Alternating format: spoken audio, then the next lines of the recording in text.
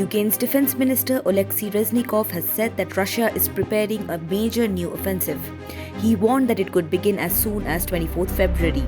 He said that Moscow had assembled thousands of troops and could try something to mark the anniversary of the initial invasion last year.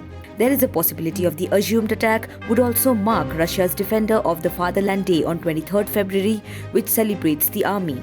Reznikov said that Moscow had mobilized some 500,000 troops for the potential offensive.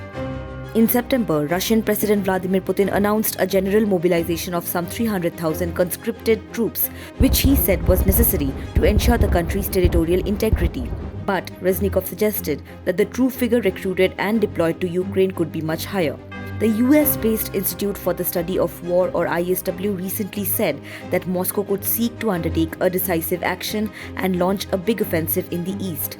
Reznikov said that Ukraine's commanders would seek to stabilize the front and prepare for a counteroffensive ahead of the rumored Russian advance. The defense minister was in France to strike a deal to purchase additional MG-200 air defense radars, which he said would significantly increase the capacity of the armed forces to detect air targets, including winged and ballistic missiles and drones of various types. Reznikov's comments come as Ukrainian intelligence alleges that President Putin has ordered his forces to seize the Donbas before the end of spring.